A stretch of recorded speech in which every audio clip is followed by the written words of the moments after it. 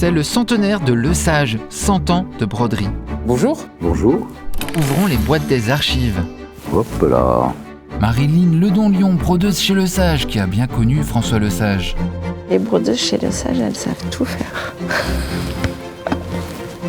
Hubert Barrère, le directeur artistique actuel chez Lesage. Vous aviez quel âge en 1939 ? Un peu plus jeune que toi. Ok. Jean-François Lesage, l'héritier.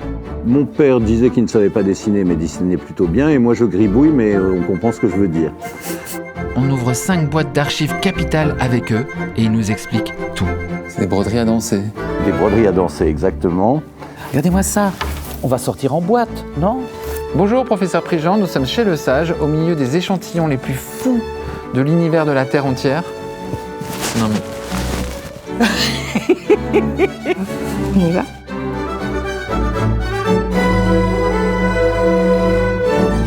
Bonjour, on est chez Lesage, dans les archives de Lesage, et on va faire un truc qu'on n'a jamais fait. Normalement, pour venir ici, vous travaillez chez Lesage ou vous êtes un grand couturier ou une grande couturière d'une grande maison de couture et vous avez accès à 75 000 échantillons. Et donc, on fait 100 ans de Maison Lesage en ouvrant quelques boîtes symboliques, des boîtes importantes. Une boîte de 1924, c'est la création de la maison. Une boîte de 1939, parce que apparemment l'été le plus brodé du XXe siècle, paradoxalement, c'est 1939. On va ouvrir une boîte des années 60 pour voir les 30 glorieuses exploser à la figure des tissus. On va ouvrir une boîte de 1985 parce que c'est vraiment le moment où Lesage passe la première avec la maison Chanel et c'est le moment où la collaboration entre Karl Lagerfeld et François Lesage devient complètement ahurissante. Et on va voir donc les toutes dernières choses que Lesage a pu faire, quelques-unes des dernières choses, parce qu'évidemment, comme il y a 75 000 boîtes, on va voir qu'une toute petite partie de Lesage. Mais on va quand même s'en prendre plein la figure. Jean-François Lesage est directeur artistique de Lesage Intérieur, une des entités de Lesage qui met son expertise au service de projets d'ameublement réalisés main dans la main avec l'atelier indien de Vastrakala. Il travaille entre le 19e et l'Inde. Où est-ce qu'on est ? Nous sommes dans la salle des archives chez Lesage au 19e. Et il y a derrière nous à peu près 75 000 archives. Marilyn Ledon-Lyon, brodeuse chez Lesage depuis 2004, après avoir obtenu son CAP de broderie d'or au lycée professionnel Gilles Jamin de Rochefort en Charente-Maritime. Elle dispose également d'une formation complémentaire en chapeau, fleurs, plumes, broderie main et machines au lycée professionnel Octave Feuillet, le lycée de la mode et des métiers d'art. Vous êtes entré quand chez Lesage ? Je suis arrivée en 2005, après un stage en 2004. Donc j'approche des 20 ans dans la maison. Bravo. Vous venez souvent dans cette pièce ? Oui, on vient voir régulièrement. Sur l'ensemble des 75 000 échantillons qui sont derrière moi, il y en a peut-être 10 ou 15 000 qui ont fait modèle, comme on disait, et les autres sont des essais. Ça veut dire que beaucoup des échantillons que vous avez devant vous sont relativement inédits ? Probablement. Quel est votre rôle chez Lesage ? Je suis directeur artistique de la Maison Lesage. J'ai cette grande joie. Vous entrez chez Lesage en quelle année ? Je suis entré chez Lesage en 2011, 1er décembre 2011, dans des circonstances un peu particulières parce que c'est le jour même du décès de François Lesage. On ouvre la boîte de 1924. Oui. 1924, la bourse est en toupie, frénésie d'achat. Les robes des garçons sont d'une géométrie sobrissime, donc elles doivent briller en contrepartie. Le béton armé, le fer forgé, l'élégance va avec la sobriété. La mousseline domine, fluidité en biais, harmonie et subtilité des couleurs, broderie monochrome, des semis de tubes, des vermicelles sinueux de micro-perles argentées. Alors la boîte de 1924, elle raconte bien le goût de cette époque. On appelle ça les années folles, donc c'est des broderies folles, c'est ça ? Ce sont des broderies folles, mais pas tant que ça. Ce sont des broderies folles parce qu'elles correspondent aux années en question, mais les matières employées sont toutes petites. Elles sont surtout chargées d'attraper la lumière. Là, on voit sur ces cercles qui viennent s'éparpiller comme ça, de minuscules tubes qui n'existent plus d'ailleurs, avec un petit liseré rose. Et tout ça est vraiment là pour attraper la lumière et de faire briller les femmes. Les perles sont minuscules, elles parlent surtout de brillance. Les motifs sont en général un peu abstraits. On est vraiment sur 3 matières en tout, sur un travail comme ça. Ce qui est bluffant en fait. C'est des broderies à danser. Des broderies à danser, exactement.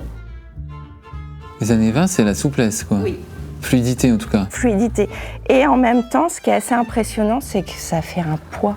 C'est fou parce que là, on ne peut pas se rendre compte, mais celui-ci, il est quand même assez lourd. Donc, on se doute que sur une robe, ça fait quand même... Mais ce qui permet un beau tombé. Qui est le sage en 1924 ? Le sage en 1924, c'est mon grand-père et ma grand-mère, Albert et Marie-Louise. Marie-Louise Lesage est une idole de la broderie mondiale. Elle est née en 1895. Dès l'enfance, elle peint, elle dessine. Elle étudie aux Beaux-Arts, elle veut faire de la mode. Madeleine Vionnet voit ses dessins et l'embauche sur le vif pour qu'elle commence le lendemain matin. Marie-Louise a grandi à Paris. Elle travaille chez Madeleine Vionnet, dont elle est le bras droit en charge des broderies. Elle est jolie et sa mère crée et dessine des chapeaux. C'est une famille surtout dirigée par les femmes. Il y a plusieurs Marie-Louise chez Vionnet en 1920, alors on l'appelle Yo. Elle signe ses croquis, Yo. La voilà Catherinette chez Madeleine Vionnet. Vionnet qui lui demande de dessiner les broderies et de les superviser chez son brodeur, Michonnet. Michonnet, c'est le fournisseur de Vort, Lanvin, Lucien Lelon, Jacques Doucet. Et qui travaille chez Michonnet ? Albert Lesage. Michonnet cherche un repreneur et mon grand-père reprend la maison, qui s'appelle donc au début Albert Lesage. Et un jour, chez Madeleine Vionnet, ma grand-mère rentre dans une salle et voit mon grand-père de dos, penché sur une table et en train de présenter ses broderies, et elle trouve qu'il a de jolies fesses. Et il est rond, elle le dit d'ailleurs. Ils se retournent, ils se plaisent, et la vie fait qu'ils se marient et qu'ils ont 3 enfants, Jean-Louis, mon oncle, qui est mort très jeune, et les 2 jumeaux que sont mon père, Bidule, et sa sœur jumelle, Christiane. Et ils sont restés extrêmement liés toute leur vie. Yo et Albert vont travailler plus d'un demi-siècle. Leur héritage esthétique sur la mode française est incommensurable. Qui dessine les motifs à ce moment-là, en 1924 ? Mon grand-père et ma grand-mère, beaucoup. Elle dessinait très bien. C'est vraiment une famille de dessinateurs. À l'époque, chez Lesage, il n'y a que des femmes. Il y a à peu près une 60aine de brodeuses qui travaillent là, rue de la Grange-Batelière. Et le dessin est fondamental. Là, des espèces de marrons ou des soleils explosés. Moi, j'ai vu un feu d'artifice. Non ? Oui, mais ce sont des châtaignes aussi. Ah, des châtaignes ? Ah oui. Là, on part presque vers l'Europe centrale et la Russie, avec des choses un peu plus chargées, des cristaux, de la lame d'argent. Tout est dans des couleurs très pâles, rose pâle, argenté, doré. Viennent s'y ajouter des franges. Ici, des espèces de fougères ou de nervures de feuilles sur un satin. Et il y en a encore, des choses presque aztèques, des oiseaux héraldiques et de petits arbres. Ce sont des échantillons assez généreux en taille. Hein. Ah oui. Et moi, je me bats pour que ça continue, parce que convaincre de l'importance et de la beauté de la broderie sur un truc de cette taille-là, ça ne fonctionne pas. Il faut faire rêver, ce sont vraiment des métiers qui sont là pour exploser la lumière, accompagner le corps, bouger, briller, scintiller. Et c'est très important d'avoir des échantillons qui soient généreux, oui. La maison Lesage, Albert et Marie-Louise, ont mis au point différents types de vermicelles et ça a été une des marques de fabrique importantes de la maison. Quelques paillettes, pas très courantes à l'époque, encore réalisées très souvent à base d'une espèce de gelée de poisson ou de lapin, et les tout débuts du plastique. Ça c'est joli aussi. Ouais. Un ajouré, une espèce de rose avec des franges enfilées. On remarque que ces pièces qui ont presque 100 ans sont encore en très bon état, et c'est une des choses qu'on remarque en broderie, c'est que la broderie c'est solide, contrairement à ce qu'on pourrait imaginer. Et très souvent aujourd'hui, quand on retrouve des tissus brodés, le tissu est brûlé, il a carrément disparu, et ce qui subsiste, c'est l'architecture de la broderie, les fils qui passent, qui sont tellement croisés, recroisés et recroisés, que tout ça continue à tenir, et ça survit longtemps. 1939, Lesage travaille avec Elsa Schiaparelli, la rivale excentrique de Gabrielle Chanel. Le krach de 1929 a laminé la concurrence. On est passé de 20 maisons de broderie à seulement 10 dans Paris. En 1939, Lesage ne travaille pas du tout pour Chanel. En revanche, il travaille beaucoup pour Elsa Schiaparelli. Et d'ailleurs, dans les échantillons que nous avons ici, qui ne sont pas de Schiaparelli, mais il y a une véritable influence, comme ce petit galon, de Elsa Schiaparelli, du surréalisme, ou d'une très grande aussi, je trouve, théâtralité. Ça, à votre avis, c'est combien de temps de travail ? Alors celui-ci, en plus, c'est de la lame. Il y a un bourrage qui est déjà dessous. Donc ça, c'est les bourrages, c'est toujours pour donner les volumes. 1, 2, 3, 4, 5, 6, 7, 8, 9, 10, 11, 12, 13, 14, 15, 16, 17, 18, 19, 20. Ouais, il y a peut-être déjà une dizaine d'heures, une quinzaine d'heures juste sur cette partie-là. Donc sur les cabochons. Sur les cabochons. On est peut-être autour de 30 heures sur une pièce comme ça, quand même. Non, la broderie, c'est long.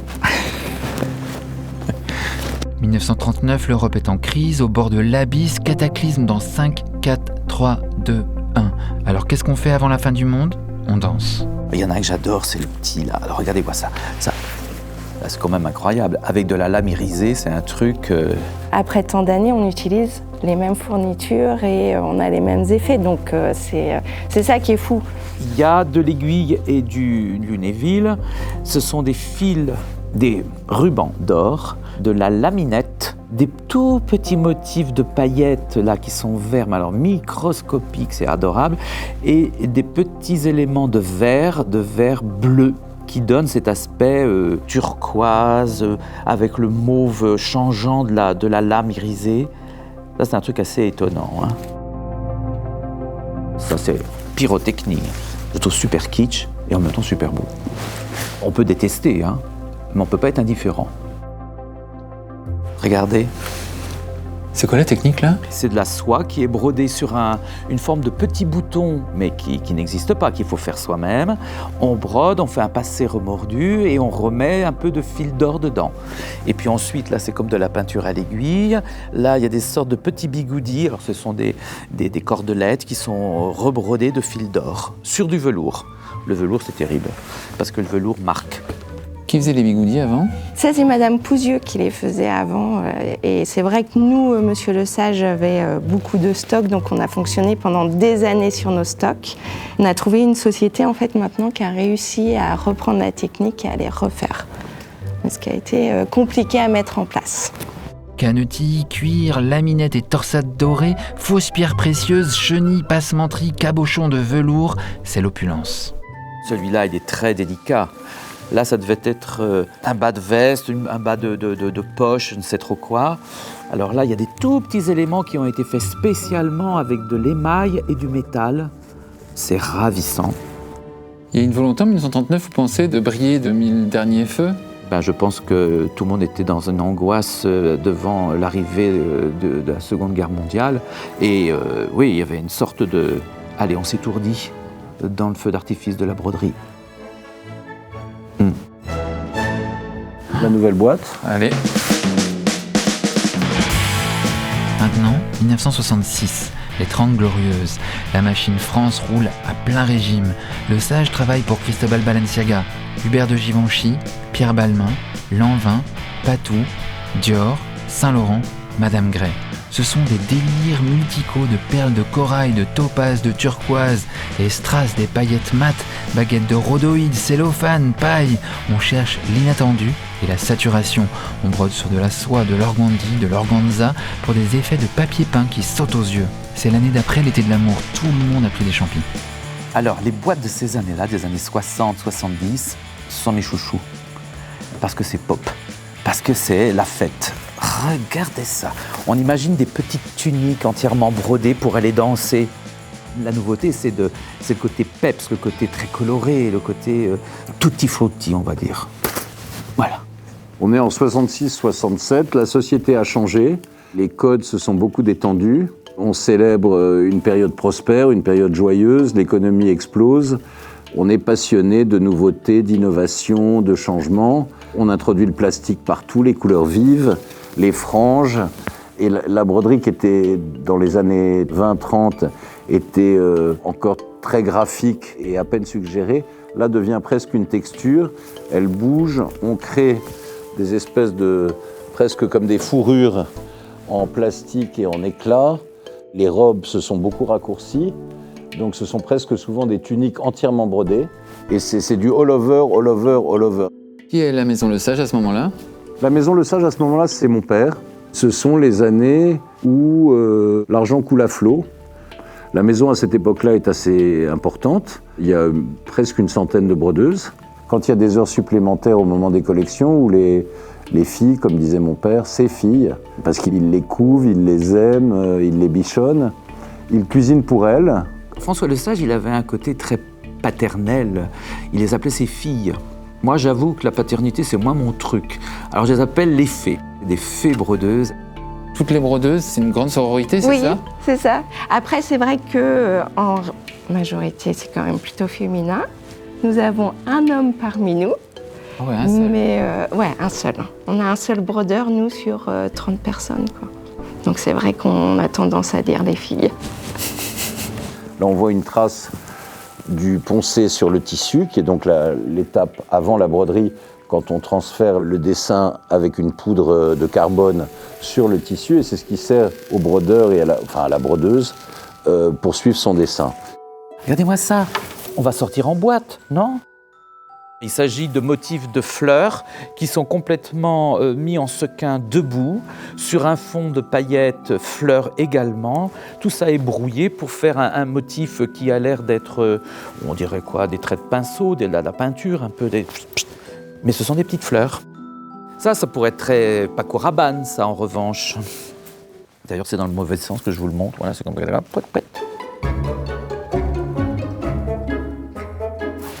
Tiens. Là, on pourrait faire un devant de t-shirt, comme ça, clac, juste le devant. Ça fait un peu cible, hein, mais bon. On sent qu'il n'y a pas beaucoup de questionnement social sur l'avenir de la planète et de l'humanité. Ce qui compte, c'est la vie au jour le jour, la joie, la fête. Il commence à travailler beaucoup avec le Moyen-Orient, le Liban particulièrement à l'époque. Le Shah d'Iran passe des commandes fastueuses et phénoménales. La princesse Grace aussi. Et c'est une période particulièrement prospère, très ornée, très brodée. Ce qui est amusant avec la broderie, c'est que la broderie, elle est plusieurs fois millénaire. On brode depuis que l'homme existe. Il y a 2 outils, et pas un de plus, l'aiguille et le crochet. Les points, il y en a à peu près 1000, mais ils sont très clairement identifiés. Et sous ces aspects un peu frivoles, la broderie est un métier extrêmement sérieux, très technique, et qui, chez Lesage, n'a de cesse de se renouveler. Vous connaissez combien de techniques, vous pensez? Oh, je ne sais pas. Je sais pas mal. Plus de 50? Ah oui, je pense. Mais on apprend tous les jours. On a des nouvelles fournitures, donc on doit s'adapter à la fourniture, à la demande des clients. La maison Lesage, à l'époque, ne fabrique que peut-être 100 ou 120 robes par an, des robes extrêmement chères, pratiquement uniquement de la haute couture. Mon père a une connexion particulière avec Yves Saint Laurent, qui est son grand ami. Il travaille beaucoup avec Dior. À l'époque, la maison Lesage est plutôt schiaparellesque et moins chanélisante. Et puis, petit à petit, les choses évoluent. Et c'est mon père qui fera le lien avec la maison Chanel dans sa rencontre avec Karl Lagerfeld. 1985, c'est encore et toujours la virtuosité. Ce sont les débuts de la collaboration de Chanel avec Lesage, par le biais de Karl Lagerfeld, qui vient d'arriver rue Cambon et commande pour la haute couture des chefs-d'œuvre inspirés par les arts décoratifs du XVIIIe siècle. Alors là, nous sommes en 1985. Il y a déjà pas mal d'années que mon père a repris les rênes de la maison. La carte géographique de la clientèle a changé. Karl Lagerfeld est arrivé chez Chanel. Et puis, les tendances ont changé aussi un peu. Lesage brode à ce moment-là ses fameux tailleurs hyper figuratifs pour la maison Saint-Laurent. Lesage travaille aussi pour Calvin Klein, Bill Blass. Ce sont les années Christian Lacroix dont François Lesage est le parrain chez Patou et bientôt pour sa propre maison. Marc Bohan est toujours chez Dior. Les micro-perles déferlent, 1800 heures de travail pour une pièce devient la routine. Les pétrodollars coulent à flot. Pour ce cardigan crocodile d'Yves Saint Laurent, François Lesage invente des techniques pour obtenir l'effet de volume et de dégradé. Des milliards de microcubes redessinent l'humidité de chaque écaille. Depuis les collections pour l'été 1983 de Calvin Klein, le marché américain s'est ouvert à Lesage. Des papillons, ou des détails caviardés, ou des nœuds, ou des bustiers marinières, ou des tops mille-feux comme New York n'en a jamais vu. Pour Bill Blass, Lesage brode des lunettes en trompe-l'œil sur la veste. François Lesage, bête de médias, devient une icône de la mode. Le monde s'est un peu lassé de cette espèce de fête permanence et de quête de nouveauté et s'intéresse à nouveau à des choses un peu plus figuratives, évoque l'histoire. Il ne faut pas oublier que Karl Lagerfeld était un grand collectionneur. Il a quand même eu une collection de mobilier 18e absolument somptueuse et un grand passionné du 18e siècle. Il est allemand, Karl. Et c'est ça qu'il exprime à travers ses broderies quand il dit à mon père « Je voudrais Versailles, je voudrais le Trianon, je voudrais les paravents coromandel qui ornaient le bureau de Mademoiselle Chanel, avec une broderie qui est absolument merveilleuse, qui joue à la fois avec des fonds mat qui font ressortir les brillances, toute la texture et le mystère d'un meuble en laque du XVIIIe siècle. Et je pense que ce sont les années où mon père s'est le plus amusé. Sur une pièce comme ça, 40, 45, peut-être même 50 heures, il y a du temps. Ça, c'est quelque chose que Monsieur Lesage aimait bien travailler aussi, c'est la lame plastique. Et on a un bourrage en fait en dessous. Et ça a été beaucoup travaillé aussi. Et Monsieur Lesage aimait beaucoup cette technique-là. D'ailleurs, je pense que la maison Lesage était une des rares maisons où on utilisait ça. Monsieur Lesage aime expérimenter? Oui, je sais que les filles ont souvent travaillé avec même des moules ou du papier de chocolat. On va passer à 2024. 2024, Lesage a 100 ans. Les locaux sont aujourd'hui au cœur du 19M, l'ambitieux bâtiment où Chanel a rassemblé de nombreux métiers d'art dans une utopie de la main. Chanel a sauvé les maisons d'art en leur assurant, et on y est aujourd'hui au 19M, un socle extrêmement solide qui leur a permis de se donner le loisir d'inventer l'avenir des métiers d'art avec un sol et des fondations rassurantes, solides, amicales, l'importance de la main, du cœur, des tripes, d'une certaine humanité dans le métier. Finalement, c'est ça le sens du luxe. Hubert Barrère est donc le directeur artistique. Jean-François Lesage, 3e génération de Lesage, partage son emploi du temps entre la France et l'Inde. Lesage travaille entre autres pour Fendi Haute Couture, Jacquemus pour le prêt-à-porter et bien sûr Chanel. Il y a au moins un échantillon que j'ai réalisé dessus. Ah, c'est lequel? C'est celui-ci. Alors c'était d'après une archive et voilà. Donc ça c'est mon échantillon, je le sais. Bravo. Et du coup ça a fait modèle. Félicitations. Donc j'étais super contente. Alors 2024, oui, il y a pas mal de choses. Bah tiens, ça c'est la robe de mariée. Alors il n'y a que très peu de matière, c'est de la cuvette, de la paillette, cuvette cristal, satin et craie, voilà. C'est que du blanc, mais des blancs différents. Ça fait quoi de faire une mariée? Ah, c'est toujours chouette de faire une mariée. Bon, maintenant, moi je suis mariée, je mets plus mes cheveux dedans. Et c'est ça la tradition? Ouais, les filles qui sont pas mariées brodent un de leurs cheveux dans la robe de mariée.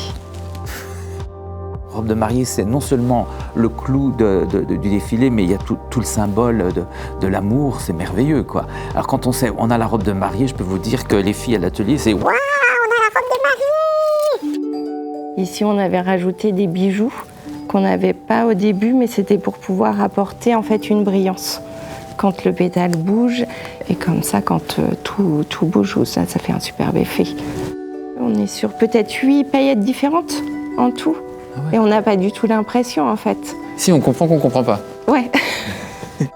Ça, je trouve que c'est un motif très Madame du Barry. Les couleurs, la délicatesse du XVIIIe siècle, avec des petits pampis, des petits lustres. C'était pour la collection qui a eu lieu à l'Opéra de Paris, donc c'était tout le devant d'une robe. J'adore cet échantillon. Ça, c'est pour la collection Manchester.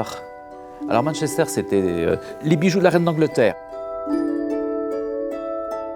Ça, c'était l'interprétation d'un bracelet des années 40. C'est des gros bracelets chaînes d'or. Là, c'est du doré, hein, on y va. Hein. Vous le mettez comme ça, là, vous avez quand même un joli bracelet. Ah oui, là, on a notre réservation au restaurant sans problème, là, je pense. On arrive, on n'a pas besoin de dire son nom, on monte le bracelet, c'est fou. Ah ouais, mais entrez, la table est prête. Et puis on va au Ritz, c'est central, c'est pratique. Oui. Là, c'est un tweed qui n'est pas un tweed, parce que là, de loin, c'est toujours pour Manchester, la collection de Manchester. Tout est brodé à la main. D'ailleurs, on le voit derrière. C'est comme des bonbons. Elle est tout en cristal. Des berlingots. Ce sont des cuvettes, des paillettes fleurs, des petits cristaux, des perles de métal, et des pampilles de cristal encore. Ouais. C'est quoi ces espèces de rayures? C'est des toutes petites paillettes. Mais non. C'est des paillettes de 2 mm, en fait, ici. Qui sont posées, bien sûr, une à une. Oh, les yeux qu'il faut. Ouais. Et le point est minuscule. Hein. Mais qu'est-ce que c'est beau! On a juste l'impression d'un petit trait de crayon et en fait c'est une paillette qui est mise l'une après l'autre. Mais là, c'est une œuvre d'art. Ouais. Une broderie qui est ton sur ton et qui fait un plastron. Ça brille un peu quand même. Hein. Mais quand ça brille, ça plaît. Hein. Oui. Alors les échantillons sont petits aussi maintenant parce qu'on a 10 collections par an quand même. Hein. Et puis pour certaines collections, on va jusqu'à 100 échantillons. On n'a pas le temps de faire comme autrefois, des très grands échantillons. Ça vous fait quoi d'avoir 100 ans? Ça ne rajeunit pas d'avoir 100 ans. C'est assez magique. Ouais, c'est magique. Moi déjà, je n'ai pas vu les 20 dernières années passer. Je me rappelle encore être juste arrivée et voir Monsieur Le Sage pour la première fois. Quoi. Il vous a dit quoi le premier jour? Bonjour cocotte. Moi j'ai le souvenir de la dernière mariée où j'étais avec lui, la croix, et ça c'était... On devait brûler des paillettes tous les deux. Il me disait « Allez, vas-y cocotte, brûle, brûle, brûle ». Je brûlais tellement qu'elles disparaissaient, les paillettes. J'aime pas ce mot d'archive, ça fait vieux machin, on se croirait dans un musée. Pour moi, c'est les trésors de la maison, les créations. Parce que dans cette pièce-là, il y a les échantillons qui datent de très anciens, non? Et ceux qu'il y a 5 minutes, ils ont été faits il y a 5 minutes. Donc ce sont les créations. Ce qui est bien dans nos métiers, c'est qu'on reste toujours émerveillé. Je suis émerveillé de voir ces broderies, mais je suis tout autant émerveillé de voir ce qu'on sort maintenant. Il n'y a pas de lassitude. Et c'est ça qui est extraordinaire, c'est de pouvoir avoir cette espèce de continuité entre un savoir passionné, passionnant, de gens qui y mettent tout leur cœur, leur tripes et le reste, et une existence aujourd'hui qui fascine de plus en plus les jeunes dans ces métiers qui n'ont recours à aucune machine et où tout est fait entièrement à la main. Trop bien, merci cocotte. De rien.